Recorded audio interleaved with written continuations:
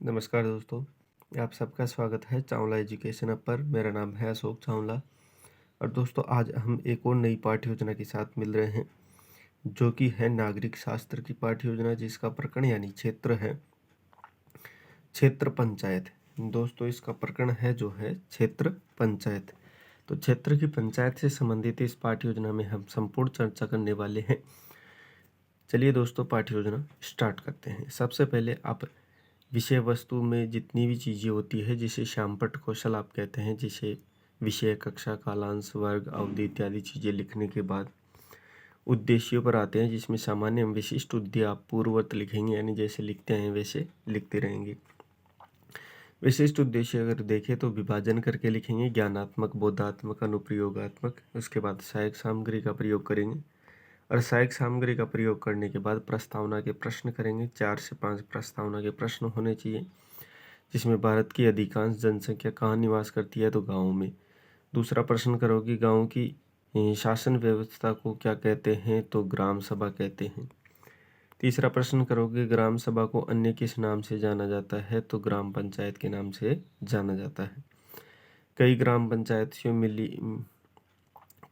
पंचायत से मिलकर क्या बनता है, तो क्षेत्र पंचायत बनता है। क्षेत्र पंचायत के बारे में आप क्या जानते हैं, ये हमारे समस्यात्मक प्रश्न होने के बाद उद्देश्य कथन करते हैं। उसके बाद प्रस्तुतिकरण कहते हैं। प्रस्तुतिकरण में देखिए सबसे पहले क्षेत्र पंचायत के रूप में विकासात्मक प्रश्न करेंगे 1 या 2, और विकासात्मक प्रश्न करने के बाद स्पष्टीकरण देते हैं। स्पष्टीकरण विस्तार पूर्वक देने के बाद संपूर्ण रूप से विस्तार पूर्वक स्पष्टीकरण दे दिया जाता है, तो उसके बाद बोध के प्रश्न करते हैं। 1 से 2 बोध के प्रश्न किए जाते हैं और उसके बाद जैसे ही बोध के प्रश्न होते हैं दूसरा बिंदु रखा जाता है, और दूसरा बिंदु रखने से पूर्व सबसे पहले विकासात्मक के प्रश्न करने पड़ते हैं, स्पष्टीकरण देना पड़ता है। और स्पष्टीकरण देखिए स्पष्ट रूप से दिया गया है। स्पष्टीकरण अंतिम रूप से देने के बाद वापस बोध से प्रश्न किए जाते हैं। 2 से 3 बोध से प्रश्न करने के बाद अंतिम रूप से श्यामपट्ट सारांश लिखा जाता है।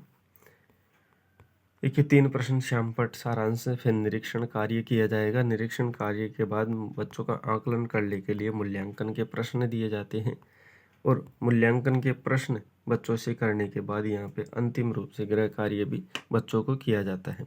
तो दोस्तों ये थी आज की हमारी पाठ्य योजना क्षेत्र पंचायत ज्योति नागरिक शास्त्र की एक पाठ्य योजना है। वीडियो आपको कैसा लगा, वीडियो आपको लिए सपोर्टेबल रहा और आपके लिए अच्छा रहा है तो वीडियो को ज़रूर लाइक करिए और अपने दोस्तों में अवश्य शेयर करिए। बाकी मिलते हैं अगले वीडियो में। धन्यवाद।